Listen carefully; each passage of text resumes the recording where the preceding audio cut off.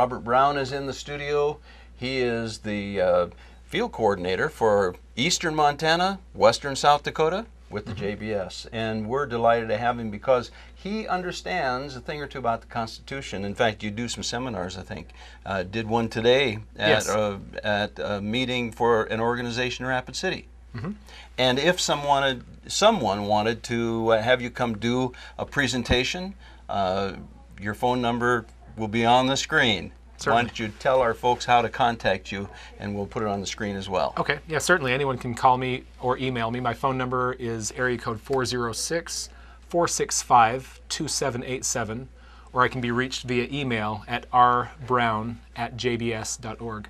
Well, we're glad you're here. And Robert, one of the things that you and I have been talking about is the United States of America and its spending habits. Right now we have a budget of plus or minus $4 trillion, but the problem is we only have plus or minus $3 trillion in revenue.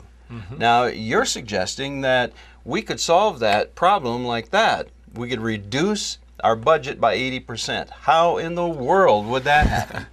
Well, politically, it's not necessarily that easy to do, but conceptually, it's very simple. And that is simply that the Constitution gives very few powers to the federal government. Very few things are really in their jurisdiction legitimately. And as we look at the federal budget, more than 80% of what is in the federal budget is not authorized by the Constitution. So if we were to get the United States government back to what is actually its duty according to the Constitution, we would start trimming this federal waste and we'd have a budget surplus. Well, there's a secret list hidden somewhere deep in the Constitution. It must be deep because they don't seem to be able to find it. But very simply, Article 1, Section 8 is the list of enumerated powers of Congress. This is what's in their jurisdiction to create laws about. And they need to stick to that list of powers, not invent all these new powers that used to belong to the states, whether it be health care or education or whatever else. There are so many things they're involved in that they have no authority to be.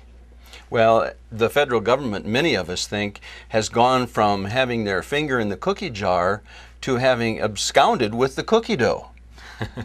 They're just totally out of control. And from a practical perspective, Robert, on the ground, John Q. Public, how do we control Congress and get them back to the Constitution?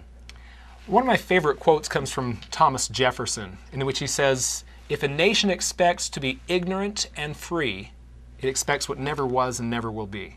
That's really the root of the problem. The American people do not know the limits of power that the federal government is supposed to be following enough to hold them accountable to it. Well, I didn't realize that he was a cowboy poet. That sounds a little bit like some Montana or South Dakota poetry from off the cattle drive. But how true is it? And you know, one of the things that we put out there as a resource to help with this, you can look on our magazine website as well as our jbs.org website, so thenewamerican.com or jbs.org, and you can find a voter index on there where you can see how your U.S. congressmen and U.S. senators voting compares to the Constitution. That's a great tool in holding them accountable to how they're voting as according to their oath of office. What a better example than that to hold them accountable to. So, when you talk about accountability as it relates to the budget and the Constitution, how would you rate our Congress right now? Poor.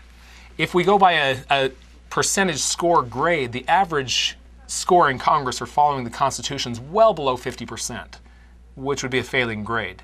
As a whole, Congress certainly is failing in their upholding the Constitution. Well, I think that's evident in the spending habits, isn't it? Oh, absolutely. Absolutely. If you had a message to deliver, and I know you do, to our viewers and to America in general, to get our nation turned back on the right course, what would your parting words be to a group of people who might be saying, we're in so much trouble we may never get out?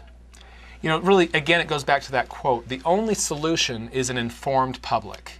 We, the people, need to learn the Constitution again, learn the jurisdiction of the federal government that it prescribes, and then hold our elected officials accountable to it.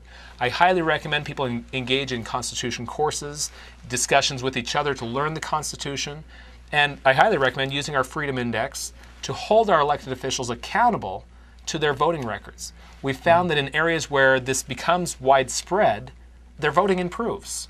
And they start recognizing that if they're going to be reelected, they're going to have to start following their oath of office better. Well, it's no wonder that many elected politicians, frankly, from both sides of the aisle, refer to people who want to follow the Constitution as radicals, troublemakers. Well, It causes trouble for them, that's for sure. yes, and isn't it about time? Yes, absolutely. A good place to start would be to get a copy of the Constitution and read it.